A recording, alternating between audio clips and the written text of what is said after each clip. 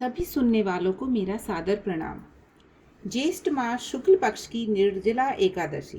युधिष्ठिर ने कहा, जनार्दन, अपरा का सारा महात्मा मैंने सुन लिया। अब ज्येष्ठ के शुक्ल पक्ष में जो एकादशी हो उसका वर्णन कीजिए। भगवान श्री कृष्ण बोले, राजन, इसका वर्णन परम धर्मात्मा सत्यवती नंदन व्यास जी करेंगे, क्योंकि ये संपूर्ण शास्त्रों के तत्वज्ञ और वेद वेदांगों के पारंगत विद्वान हैं। तब वेद व्यास जी कहने लगे, दोनों ही पक्षों की एकादशियों को भोजन ना करें। द्वादशी को स्नान आदि से पवित्र हो, फूलों से भगवान केशव की पूजा करके नित्य कर्म समाप्त होने के पश्चात पहले ब्राह्मणों को भोजन देकर अंत में स्वयं भोजन करें। राजन, जनना शौच और मरना शौच में भी एकादशी को भोजन नहीं करना चाहिए। यह सुनकर भीमसेन बोले, परम बुद्धिमान पितामह, मेरी उत्तम बात सुनिए। राजा युधिष्ठिर, माता कुंती, द्रौपदी, अर्जुन, नकुल और सहदेव ये एकादशी को कभी भोजन नहीं करते तथा मुझसे भी हमेशा यही कहते हैं कि भीमसेन, तुम भी एकादशी को न खाया करो। किंतु मैं इन लोगों से यही कह दिया करता हूँ कि मुझसे भूख नहीं सही जाएगी। भीमसेन की बात सुनकर व्यास जी ने कहा, यदि तुम्हें स्वर्गलोक की प्राप्ति अभिष्ट है और नरक को दूषित समझते हो तो दोनों पक्षों के एकादशी को भोजन ना करना। भीमसेन बोले, महाबुद्धिमान पितामह, मैं आपके सामने सच्ची बात कहता हूँ। एक बार भोजन करके भी मुझसे व्रत नहीं किया जा सकता, फिर उपवास करके तो मैं रह ही कैसे सकता हूँ। मेरे उदर में वृक नामक अग्नि सदा प्रज्वलित रहती है, अतः जब मैं बहुत अधिक खाता हूँ तभी यह शांत होती है।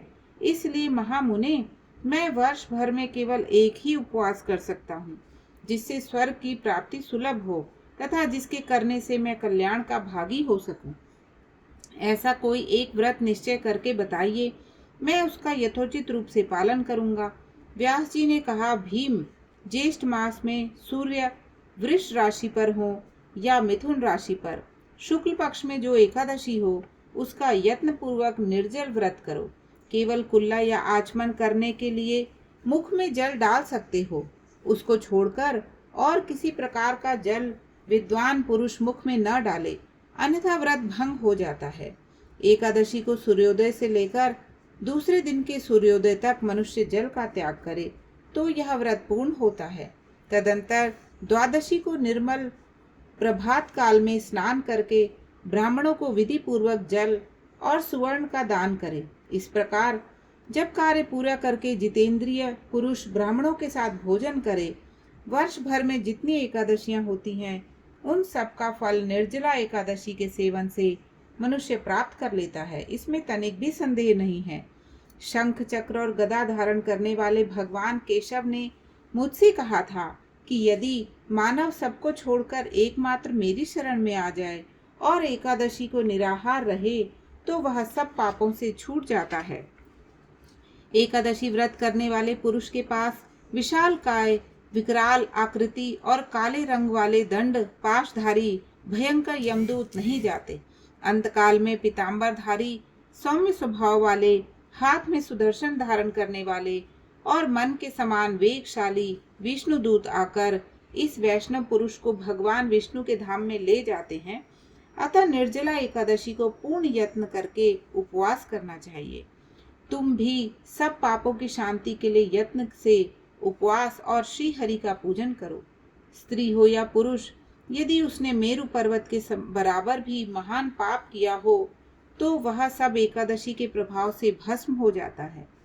जो मनुष्य उस दिन जल के नियम का पालन करता है वह पुण्य का भागी होता है। उसे एक एक पहर में कोटि कोटि स्वर्ण मुद्रा दान करने का फल प्राप्त होता है।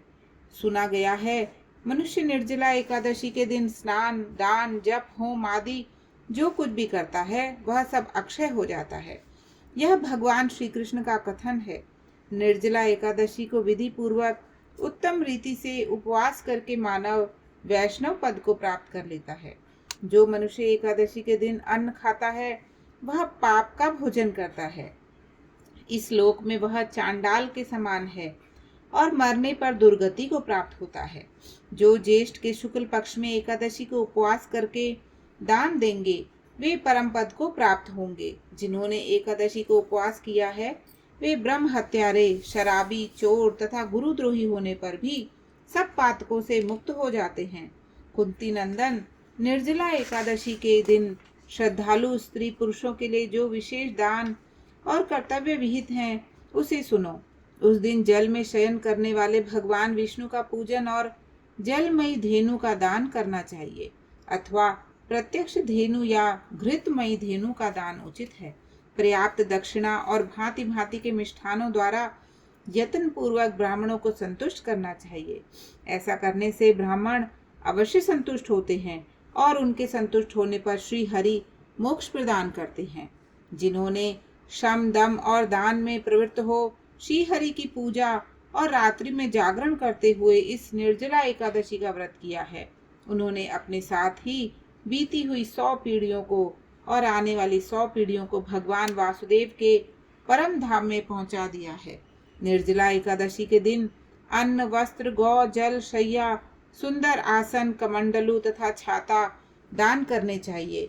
जो श्रेष्ठ एवं सुपात्र ब्राह्मण को जूता दान करता है, वह सोने के विमान पर बैठकर स्वर्ग लोक में प्रतिष्ठित होता है। जो इस एकादशी की महिमा को भक्ति पूर्वक सुनता तथा जो भक्ति पूर्वक उसका वर्णन करता है, वे दोनों स्वर्गलोक में जाते हैं।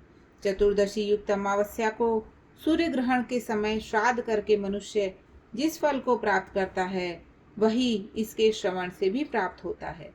पहले दंत धावन करके यह नियम लेना चाहिए कि मैं भगवान केशव की प्रसन्नता के लिए एकादशी को निराहार रहकर आचमन के सिवा दूसरे जल का भी त्याग करूंगा।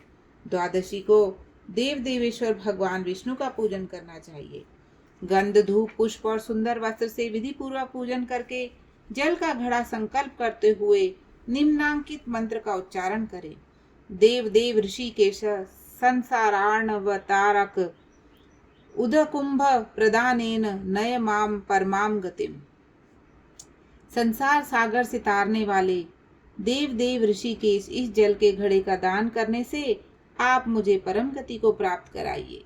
भीमसेन, ज्येष्ठ मास में शुक्ल पक्ष की जो शुभ एकादशी होती है, उसका निर्जल व्रत करना चाहिए तथा उस दिन श्रेष्ठ ब्राह्मणों को शक्कर के साथ जल के घड़े का दान करने चाहिए। ऐसा करने से मनुष्य भगवान विष्णु के समीप पहुंचकर आनंद का अनुभव करता है। तत्पश्चात द्वादशी को ब्राह्मण भोजन कराने के बाद स्वयं भोजन करे। जो इस प्रकार पूर्ण रूप से पाप नाशिनी एकादशी का व्रत करता है, वह सब पापों से मुक्त हो अनामय पद को प्राप्त होता है। यह सुनकर भीमसेन ने भी इस शुभ एकादशी का व्रत आरंभ कर दिया। तब से यह लोक में पांडव द्वादशी के नाम से विख्यात हुई। बोले एकादशी की जय।